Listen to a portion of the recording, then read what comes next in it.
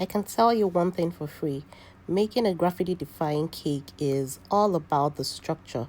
The structure is the most important thing in making this kind of cake so that it's easy breezy and your mind is at rest. It's just like making a foundation of a house. So I started my cake with ganaching, with my chocolate ganache, and this is the most satisfying thing ever.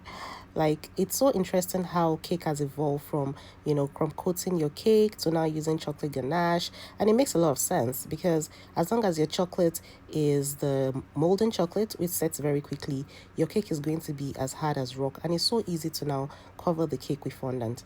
So the next thing I'm doing here is to cover the metal part of my structure to make sure that it's food safe so that the food police will not come for me.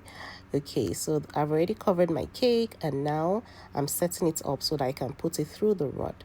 Now I figured I have to put a cardboard at the base of my cake for easy handling. So that's what I'm doing right here. Put some buttercream there, and definitely you have to make a hole in the center because everything in this cake needs to have a hole through it.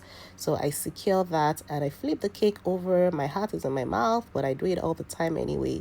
Put my cake through and gently push it down and make sure that I put some pressure on it so that it's stuck to my board. There's a little space there, which is not a biggie. I'm going to cover it up anyway.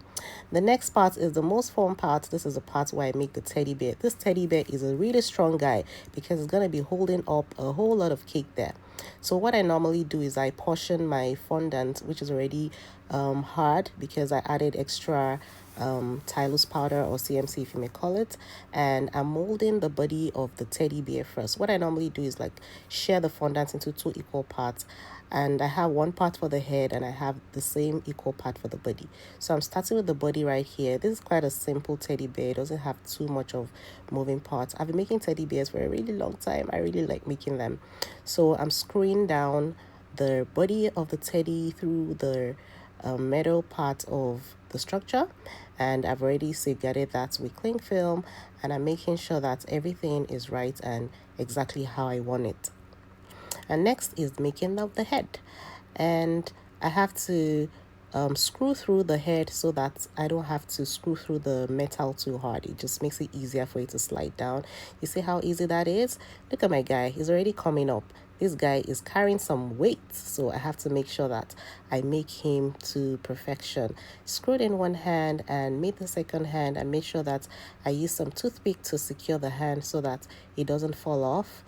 I like to secure all my structures because I don't want to hand it over to the client and things start falling apart. Nobody likes that. So the guy is coming up and he's so cute already. I love the color contrast, the light brown and the deep brown, even though my deep brown kind of go really, really deep, almost black like after the whole thing. I wish I made the brown a little bit lighter, but it's all good. It's still cute anyway. All right. So our black guy right here, we're constructing his ears, and I'm just gonna cut the ear into two and stick it right to it. I use simple water to stick this because fondant is sticky, is good enough, no issues there, right? So the guy is coming up and I'm putting his cute little nose in the middle of the face, and it's looking good right now. So I just want to tell you guys more about making the structure of this cake. So I made the cake board from Home Depot. If you live in Canada, you know Home Depot. The cake is 9 inches at the bottom and 7 inches at the top. So the board, I made it 15 inches so that I have enough space on the board to put all my accessories, right? So at Home Depot, they made my work really easy because they were able to screw to make a hole in the middle of the board for me so that my threaded rod could easily pass through. So I bought the threaded rod there, and I also bought the screws that tied it up all together. I had to go back for them to screw the threaded rod to the board and make it really tight so that there is no loosening or moving, because that would be very dangerous for my cake. If something just loosens, then the support cannot hold anymore and everything falls apart, God forbid, right? So that screwing is very, very important to make sure that it's very tight. And then I really wanted to use a small board at the to hold up the top cake, but I couldn't cut a round board in Home Depot. Unfortunately, they only cut squares and rectangles.